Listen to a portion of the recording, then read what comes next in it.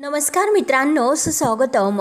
मुरंबा मालिकेच्या आजच्या भागामध्ये आता सीमाने जी काही आत्तापर्यंत इरावतीच्या वडिलांची डायरी जपून ठेवलेली असते, ती डायरी आता इरावती आल्यानंतर ती आता इरावतीकडे देते.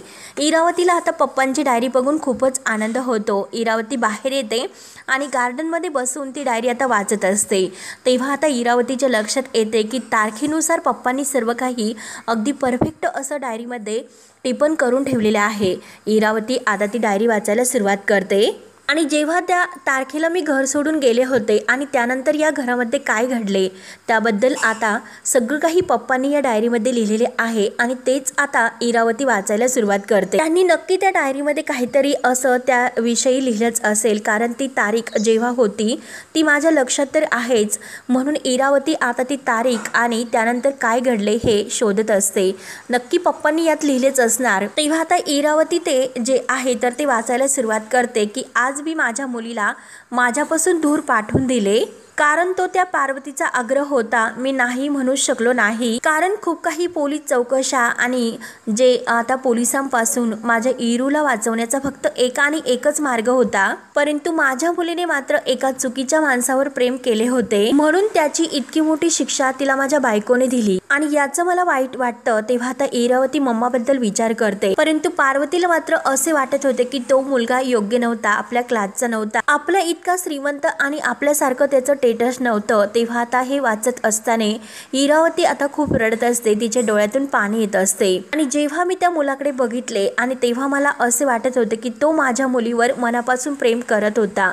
मी त्या मुलाचं प्रेम ओळखलं होतं की त्याचं प्रेम खरं होतं. आता हे ऐकून आणि वाचून इरावतीच्या आणखीनच डोळे भरून येतात. तेव्हा आता इरावती ती डायरी आपल्या म्हणजे छातीची कवटाळून म्हणते की यस डॅडा, अहो तो मुलगा तुमच्या मुलीशी खरंच प्रेम करत होता. आपल्या इतका पैसा स्टेटस काहीच जरी त्याच्याकडे नसले तर तिला तर त्याने नीट सांभाळलं सुद्धा असतं, परंतु असं आज तुम्ही जे काही वागले होते तुमच्यासारखं मात्र त्याने असे दूर तर कधीही त्याच्यापासून पाठवले नसते. आता तिच्या त्या साहिलची खूप आठवण येते आणि ती विचार करते की साहिल जेव्हा मी घर सोडून निघून गेले तरी सुद्धा मला भेटायला का आला नसेल, त्याला बोलवले होते तरी सुद्धा तो का आला नसेल. परंतु मम्मा माझ्याशी इतकं वाईट वागू शकते, इतकं कोणी वाईट एका मुलीशी वागू शकतं का? आणि काय माहिती तर मम्मानेच त्याला धमकावले असेल तर. आणि परत विचार करते की नाही, मम्मा त्याच्याशी असं नाही वागू शकणार. मला तर असे सांगितले होते की तो पळून गेला म्हणून आणि म्हणूनच तो आला नसेल, म्हणून मी जशी अडकले तसंच त्याला सुद्धा कुठेतरी अडकवलं असेल का, आणि म्हणून तो वेळेवर पोहोचू शकला नसेल. माझा साहिल कुठे असेल आणि जेथे कुठे माझा साहिल असेल तर मी त्याला शोधायला नक्की येणार. त्यामुळे साहिल मी तिला शोधायला येतेच. तेव्हा मात्र आता किती प्लॅनिंग करून मला शेवटी हे घर सोडावं लागलं आणि सोडावं कसं लागलं. तांदळातील एका खड्यासारखं उचलून मला या घरातून बाजूला केलं आणि जेव्हा आता ती बॅग घेऊन या घरातून गेलेली आहे, तिला या घरातून बाहेर काढण्यात आले आणि तिला विदेशी जाण्यासाठी सांगितले, ते क्षण आता इरावतीच्या डोळ्यासमोर येतात. इरावतीला तो प्रसंग आठवतो. त्यांनी मला तांदळातील खड्यासारखं अगदी फेकून दिलं. माझं प्रेम, माझं स्वप्न, माझं करिअर सगळं काही त्यांनी अगदी झोकून दिले. त्यानंतर आता इकडे रमा तर रिक्षामधून इकडे येऊन पोहोचते आणि आता तेथे आल्यानंतर जेव्हा ती रिक्षातून उतरते तेव्हा रमा आणि अक्षय जेव्हा एकदा हनीमूनसाठी बाहेर गेलेले असतात, कारण जेव्हा रमाचा अपघात झालेला असतो त्यावेळचे जे काही क्षण आहे हॉटेलमध्ये पोहोचल्यानंतर ती अक्षयला जे काही म्हणलेली आहे ते सर्व मात्र आता रमाला आठवते. अक्षय तिला म्हणलेला असतो की रमा हे बघ, आता आपल्याला कोणीही डिस्टर्ब नाही करणार, आपल्याला कोणीही आता वेगळं नाही करू शकत. तो सगळा काही प्रसंग रमाला आता चालत येत आठवत असतो. अक्षय तिला म्हणलेला असतो की आता राजा राणीचा संसार सुखाचा होईल. हे सगळे काही क्षण आता तिला आठवतात. तिला आता हा घडलेला प्रसंग आठवल्यानंतर तिचे डोळे भरून येत असतात आणि जेव्हा अक्षय आणि ती त्या हॉटेलवर गेलेले असतात आणि तेथे गेल्यानंतर तिने अक्षयला आता घट्ट अशी मिठी मारलेली असते, कारण तिचा तो अपघात होणार होता. ती अक्षयला विचारणार असते की हे बघा, तुम्ही जरी मला काही झालंय तरी मला सोडून तर नाही ना जाणार. तेव्हा अक्षय म्हणलेला असतो की हे बघ, कोणी कितीही प्रयत्न केला तरी सुद्धा आपण वेगळे नाही होऊ शकत. जेव्हा अक्षयने तिला ते जे काही सरप्राईज दिलेले आहे, ती मला भेटायला येताना तू अशीच येऊ नको, तेव्हा मात्र हा ड्रेस तिने जो काही अक्षयने तिला पाठवलेला असतो तो ड्रेस घालून जेव्हा ती अक्षयला भेटायला त्या ठिकाणी येते आणि तेव्हा तिचा जो घडलेला अपघात आहे तो सर्व काही आता रमाला आता ते सर्व आठवून अगदी डोळे तिचे भरून येत असतात। एक एक पाऊल तिला पुढे टाकताना प्रत्येक क्षणाची आठवण होते। त्यानंतर मात्र आता ती त्या अपघातातून तर वाचलेली असते, परंतु आता तिला माही भेटल्यानंतर जो काही ती माही तिला म्हणलेली असते की मला असं वाटतं की तू परमनंट टॅटू काढून घेवा, म्हणजे तुला कोणीही ओळखू शकणार नाही की तू रमा आहे म्हणून, तुला सगळेजण माहीच म्हणतील। ही आता तिला एकदा भेटून जी चाललेली असते की माझी लाईफ आता कायमची बदलणार आहे, तेव्हा जाताना मात्र माहीच्या बॅगमधून जो अक्षयचा फोटो पडलेला असतो आणि त्यामागे अक्षय आता जे काही माही अक्षय मुकादम हे नाव लिहिलेले आहे, त्या अर्थे रमाने ओळखलेलं असतं की माही अक्षयवर प्रेम करायला लागलेली आहे म्हणून। हे आता रमाच्या लक्षात येते। तेव्हा आता माहीने तिला कसे फसवले त्या घरामध्ये येऊन रमा बनून ती त्या घरामध्ये राहण्याचा प्रयत्न तर करते, परंतु तिने रमालाच या घराच्या बाहेर काढले आणि स्वतः मात्र रमा म्हणून तेथे तिला स्वतःला म्हणून घेते। हे सगळं काही आता रमाला एक एक शब्द आणि शब्द आठवत असतो आणि आता माहीने या घरामध्ये येऊन तिचे हक्क तर घेतले, परंतु शेवटच्या वेळेस आता ती सांगितलेली असते की हे बघ अक्षय आणि मी एकमेकांच्या अगदी जवळ येणार आहोत। तेव्हा आता हे सुद्धा तिला सर्व काही आठवते। रमा तिला विचारत असते की तू काय करणार आहेत, अक्षयसोबत लग्न करणार आहे का? तेव्हा आता माही तिला म्हणलेली असते की लग्न तर त्याच वेळेस माझं झालं आहे की ज्या वेळेस तुझ्या गळ्यातील मंगळसूत्र काढून त्याने माझ्या गळ्यामध्ये घातलेले आहे। हे सर्व आणि सर्व आता रमाला आठवते। आता अक्षयला भेटायला येताना सुद्धा रमाच्या गळ्यात ते मंगळसूत्र असते। या सगळ्याचा विचार करून रमा आता विचार करते की माझा नवरा, माझा संसार, माझी माणसं, माझी नाव, ओळख, इतकंच काय तर माहीने माझी सावली सुद्धा हिसकावून घेतली। त्यामुळे आज जी वेळ माझ्यावर आलेली आहे तर देवा अशी वेळ कधीही कुणावर येऊन देऊ नको। तेव्हा आता रमा हा सर्व विचार करत करत त्या रेस्टॉरंट मध्ये येऊन पोहोचते आणि ती इकडे तिकडे आता अक्षयला शोधत असते आणि तेवढ्यात अक्षय आता तिच्या मागून येतो आणि तिला अगदी जवळ घेतो। तिला जवळ घेत म्हणतो की खरंच खूप सुंदर दिसतो आणि त्याच वेळेस रमा जेव्हा अक्षयकडे बघत असते, परंतु अक्षयने जेव्हा तिला घराच्या बाहेर काढताना तिच्या कानामागे दिलेले असते ते सर्व क्षण आता रमाला आठवतात। म्हणून आता रमाला अक्षयचा खूप राग येतो आणि ती आता अक्षयपासून लांब असे त्याला काढत असते, झिडकारत असते आणि अगदी स्वतःचा राग व्यक्त करत असते। तेव्हा अक्षय तिला विचारतो की काय झालं? रमा आता बाजूने जायला निघत असते, परंतु तेवढ्यात तिचा पाय घसरतो। अक्षय तिला म्हणजे धरतो आणि विचारतो की काय झाले? अक्षय म्हणतो की अगं तुझा तोल जात होता म्हणून मी तुला फक्त सावरलं। तेव्हा आता रमा म्हणते की त्याची काही गरज नाही, मी स्वतःला सावरू शकते। तेव्हा आता अक्षय म्हणतो की बापरे काही भांडणाचा मूड आहे का? तेव्हा आता रमा फक्त अक्षयकडे रागाने बघत असते, कारण तिला अक्षयचा खूपच राग आलेला असतो, कारण आपला अक्षय सुद्धा आपल्याला ओळखू शकला नाही याचा तिला राग असतो। तेव्हा आता रमा सारखी अक्षयकडे बघत असते। अक्षय तिला जवळ घेतो आणि विचारतो की रमा अगं काय झाले, काही भांडण वगैरे झाले का तू इतकी डिस्टर्ब दिसतेस आणि तू का रडतेस, तुझ्या डोळ्यामध्ये का पाणी आहे? तेव्हा रमा पुन्हा अक्षयला बाजूला करते। तेव्हा मात्र रमा थोडीशी पुढे येते आणि खूप रडत असते। तेव्हा ती स्वतःच्या मनाला म्हणजे छातीवर हात ठेवून म्हणत असते की रमा तुला आता यांच्याबरोबर अगदी एकांत मिळेल आणि 2 क्षण असे अक्षयबरोबर निवांत मिळेल आणि त्यामध्ये मात्र तू भांडत बसू नको। खरं सांगण्याची आता तू अक्षयला संधी शोध, त्याला वेळ दे आणि छान एकमेकांबरोबर तू वेळ घालव। परत तुला हे क्षण मिळतील किंवा नाही मिळतील हे सांगता येत नाही, म्हणून ती आता जो काही तिचा रागीट मूड झालेला आहे तो बदलते। तेव्हा आता अक्षयला काही कळत नसतं, तो आता बिचारा कान पकडतो आणि तो म्हणतो की कळलं, तुझ्या या रागाचं कारण मला कळले, मी तुला एकटीला इथे येण्यासाठी सांगितले म्हणूनच तू नाराज आहे ना? खरंच आय एम सो सॉरी, आणि खरं तर मी ऑफिसचं काम आहे ते सगळं काही अगदी व्यवस्थित करून मी तुला घरी घ्यायला येणार आहोत आणि आपण दोघांनी मात्र मिळून एकत्र येथे यायला हवे होते। अगं पण इकडे येण्यासाठी 2 दिवसाची सुट्टी मला मॅनेज करायची होती, मग जे काही काम होते ते सगळे काम पूर्ण करून मला शेवटी इकडे सुद्धा पोहोचायचं होतं, म्हणून मी तुला घरी घेण्यासाठी येऊ शकलो नाही, प्लीज मला माफ कर आणि म्हणून मी तुला एकटीला येण्यासाठी सांगितले होते, बाकी काही नाही। आय एम सो सॉरी म्हणून तो आता रमाला पुन्हा जवळ घेतो, तिच्या चेहऱ्यावरून अगदी प्रेमाचा हात फिरवतो। रमा सारखी आता अक्षयकडे बघत असते, रमाचं कारण काही वेगळंच असतं, अक्षयला मात्र ते काही कळत नाही। अक्षय तिला विचारतो की काय ग रमा, इतकं काय झालं तुला रडण्यासाठी? कारण रमाला तर अक्षयचा खूप राग त्या गोष्टीचा आलेला असतो, जेव्हा त्याने आपल्या हाताला धरून आणि आपल्या कानामागे देऊन तिला घराच्या बाहेर काढलेलं असतं, दुसऱ्या बाईवर साहिलवर त्याने विश्वास ठेवलेला असतो, परंतु स्वतःच्या बायकोला तो ओळखू शकला नाही याचं तिला दुःख वाटत असते. अक्षय आता तिला तीनदा सारखा सॉरी सॉरी करत असतो. तिच्या डोळ्यातील पाणी पुसतो आणि चल रूम मध्ये चल असं म्हणतो. तुझ्यासाठी एक सरप्राईज आहे, चल ना रूम मध्ये असं तो आता रमाला सांगतो. रमा म्हणते की मला तुमचं कोणतंही सरप्राईज नकोय. तेव्हा आता अक्षय म्हणतो की असं का, परंतु मला तर तुला सरप्राईज द्यायचं आहे आणि तुझी ती ॲक्शन सुद्धा मला बघायची आहे, चल. म्हणून तो रमाला घेऊन रूममध्ये जातो आणि त्यानंतर आता इकडे इरावतीला साहिलची खूपच आठवण येते. इरावती साहिलला भेटण्यासाठी आता त्याच्या घरी येते आणि आता एका त्या रूममध्ये आल्यानंतर ती आता दरवाजा वाजवते. तेव्हा आता तेथे साहिलची जी काही म्हातारी आई असते तर ती दरवाजा उघडते.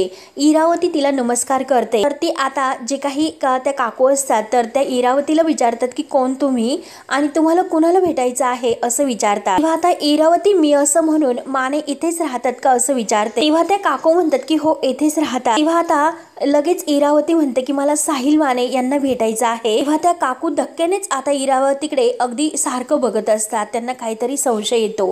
त्यानंतर आता इकडे अक्षय रमाला घेऊन रूममध्ये येतो आणि म्हणतो की बघितलं तुझ्या स्वागतासाठी पाऊस सुद्धा आला आणि बघ हे बघ आता पाऊस नव्हता आणि क्षणात पाऊस आला. म्हणून तो खिडकी उघडतो आणि रमाला बाहेरचं जे काही नैसर्गिक वातावरण आहे ते सर्व दाखवतो. रमा मात्र बिचारी आपली अगदी नाराज असते. अक्षय आता अगदी बाहेर बघून खुश होतो आणि रमाला म्हणतो किती दिवसातून आपल्याला असा एकांत मिळालेला आहे आणि खरंच खूप छान वाटतं. तेव्हा आता रमा विचारते की का माही असताना तुम्हाला असा एकांत नाही मिळाला का असं विचारते. आता माही म्हटल्यानंतर अक्षयला खूपच राग येतो. अक्षय म्हणतो की का कशाला तू तिचं नाव काढते, तिला शेवटी आपण घराच्या बाहेर काढलंस ना, मग कशाला तिचं नाव घ्यायचं, आपल्याशी जे काही ती वागली त्यामुळे आता तू त्या माहीचा विषय घेऊ नकोस. तेव्हा आता रमा पुन्हा विचारते की नक्की गेली ना ती. तेव्हा आता अक्षय म्हणतो की म्हणजे काय.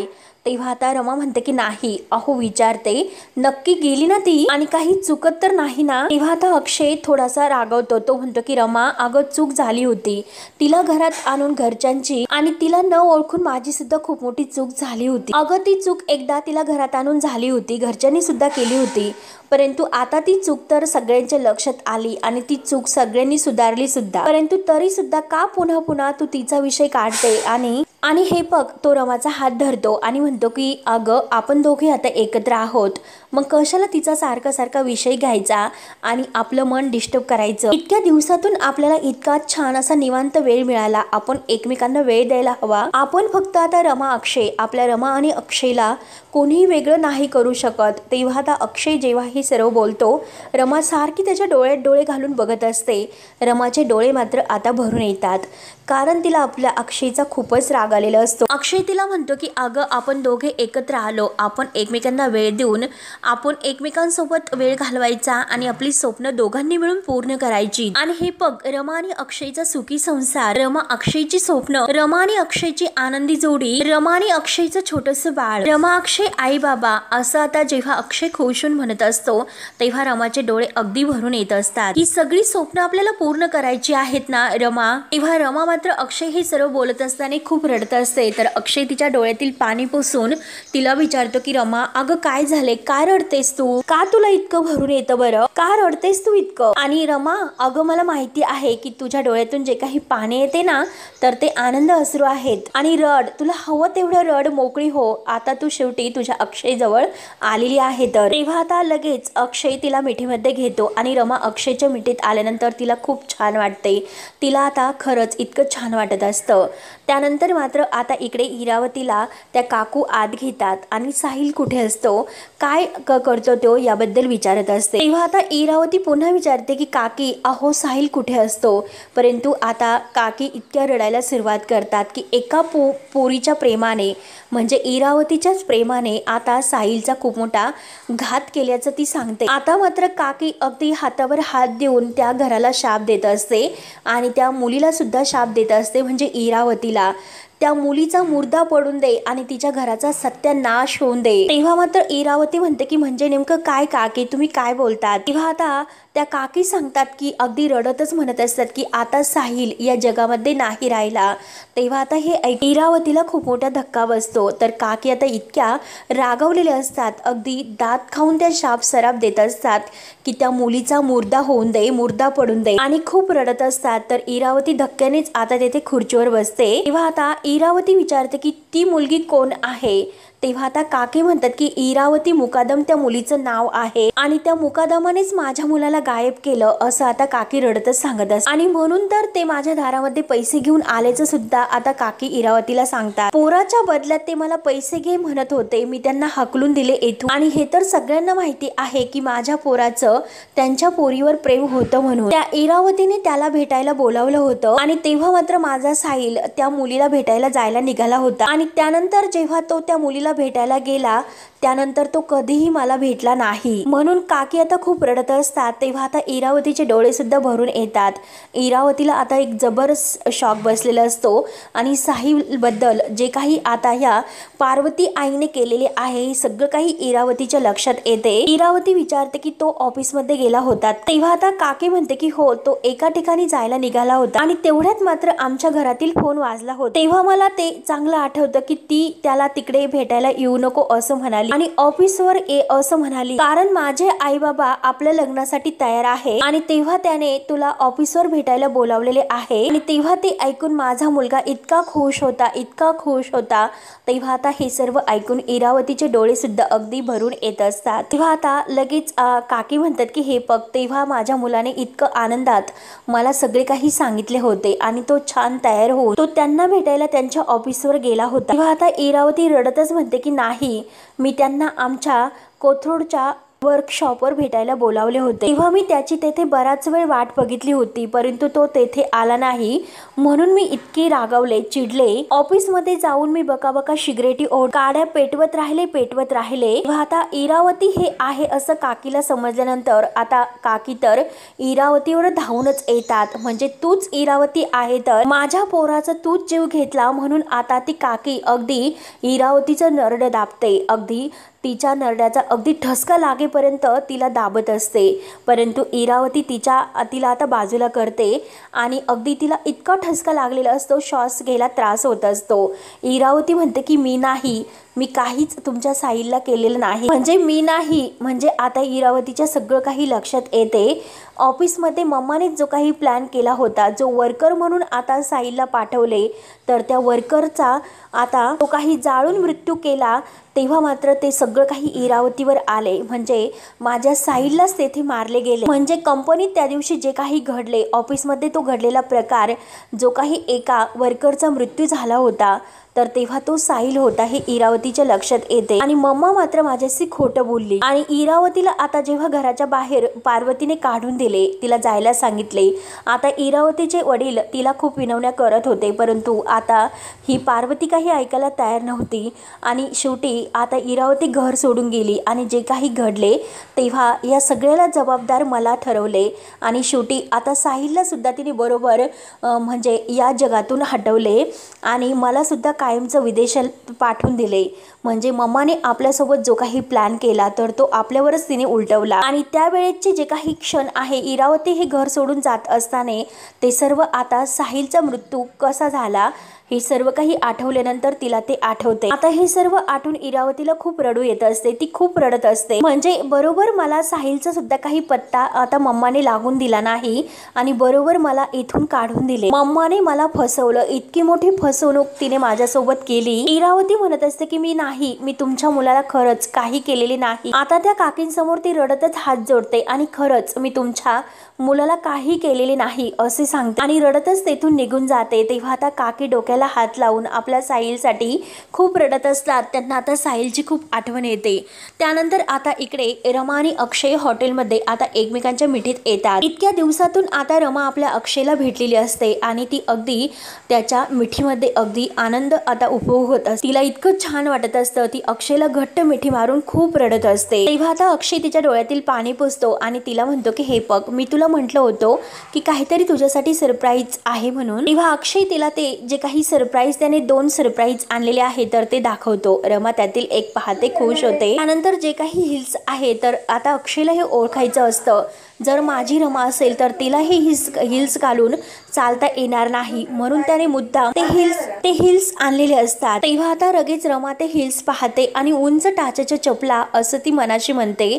तेव्हा आता अक्षय तिच्याकडे बघत मनात म्हणतो, जर आता हे उंच टाचाच्या चपला घालून रमा व्यवस्थित चालू शकली, स्वतःला कम्फर्टेबल ती करू शकली, तरच आता हिला जर चालता आले नाही तरच ही माझी रमा असेल. तेव्हा मात्र आता रमा ही लगेच अक्षयला विचारते की म्हणजे साडीवर आता मी उंच टाचाच्या चपला घालायच्या का, आणि ती परत विचारते की साडीवर मी ह्या चपला घालायच्या का. तेव्हा अक्षय म्हणतो की अगं तुला या छान दिसते. रमा लगेच आता त्या जे काही सँडल आहे तर ते बाजूला ठेवते. अक्षयला म्हणते की तुम्हाला काय झाले, आणि मला कळतंय, माहिती आहे की काय झाले ते, तुमची अशीच इच्छा आहे की मी माहीसारखं राहायला हवं. तेव्हा अक्षय तर डोक्याला हात लावतो आणि रमाला समजावतो की रमा अगं असं काही नाही, अगं मला असं का वाटेल बरं काही पण. तेव्हा आता रमा म्हणते की अहो तुमचा भोपळा नाही चालत का, माहीचा वाण नाही पण गुण लागलेला आहे, आणि तुम्हाला तर माहिती आहे की मला त्या चप्पलामध्ये चालता येत नाही, म्हणून इतक्या उंच टाचेच्या चप्पल घालून मी नाही चालू शकत, आणि साडीमध्ये तर नाहीच नाही, आणि तरी सुद्धा तुम्ही मला ते गिफ्ट म्हणून देतात का. तेव्हा आता अक्षय हा म्हणतो की अगं असं काही नाही. तेव्हा आता रमा म्हणते की ठीक आहे, तुमची इच्छा आहे ना, तुम्हाला वाटते ना की मी त्या चप्पल घालावी, म्हणून तुमची इच्छा असेल तर ते चपला मी घालते. तेव्हा आता अक्षय म्हणतो की नाही अगं तुझी इच्छा नसेल तर तू नको ते चप्पल घालू. रमा ऐकायला तयार नसते. रमा म्हणते की नाही, तुम्हाला वाटतात मी ती चप्पल घालावी म्हणूनच तुम्ही माझ्यासाठी ते गिफ्ट आणलं. तेव्हा आता अक्षय म्हणतो की अगं असं, तर रमा आता ऐकायला तयार नसते. रमा तर भयंकर आता चिडलेली असते आणि रमा आता खूप रडत असते. तेव्हा मित्रांनो हा भाग येथे संपतो. पुढील भागामध्ये आता हा साई भलत्याच ठिकाणी माहीला घेऊन आलेला असतो. माही गाडीच्या खाली जेव्हा उतरते आणि साईला विचारते की काय चाललं हे, आणि रेस्टॉरंट कुठे आहे, तुम्हाला कुठे घेऊन आला, कोण आहेस तू. तेव्हा आता साई मुद्दा म्हणतो की रस्ता आपण चुकलो. तर माही त्याला पुन्हा विचारते की कोण आहेस तू. त्यानंतर आता जे काही रमा आणि अक्षय आहे तर ते इतके छान तयार होतात. जे काही अक्षयने रमाला गिफ्ट दिलेले आहे तर ती साडी, जी काही मॉडर्न साडी आहे तर ती साडी घालून रमा ही अक्षय सोबत डान्स करत असते. ते स्वतःशी अगदी एकरूप झालेले असतात आणि अगदी एकमेकांबरोबर खुश ते डान्स करत असतात. त्यानंतर मात्र इरावती आता गाडीतून येत असते आणि आत्तापर्यंत जे काही तू माझ्याबरोबर वागलीस, परंतु मी तुला नाही सोडू शकणार, आणि ती मुकादम घरासमोर येते गाडीतून खाली उतरून. आणि जे काही आता तेथे दरवाजावर पार्वती निवासी जी पाटी लावलेली आहे तर त्या पार्वती नावावरून ती हात फिरवत म्हणते, जे काही तू माझ्याशी वागलीस, माझ्या साईला तू शेवटी मारून टाकलेस, मी तुला नाही सोडणार. तेव्हा मात्र मी आता तुमच्या सगळ्यांच्या आयुष्यातून हे प्रेम कायमचं काढून घेणार आहे. मी तुम्हाला आनंदी नाही राहून देऊ शकणार. तुम्ही माझ्याशी जे काही केलेस, माझ्या साईला तुम्ही उद्ध्वस्त केलं, त्यामुळे प्रत्येकाला मी कधीही सुखात नाही राहून देणार. आता इरावती जी काही पार्वतीची चूक आहे तर त्यात म्हणजे सगळ्यांना होरपळण्याचा प्रयत्न करते, आणि आता इरावती आपल्या साहिलचा बदला घेण्यासाठी पुढे काय काय करणार आहे, पार्वती आजीला कसा धडा शिकवते आणि त्याचं जे काही आहे तर ते सगळ्यावर सूड कसा उगवते, पाहण्यासाठी आपल्या चॅनलला नक्की सबस्क्राईब करत राहा. धन्यवाद.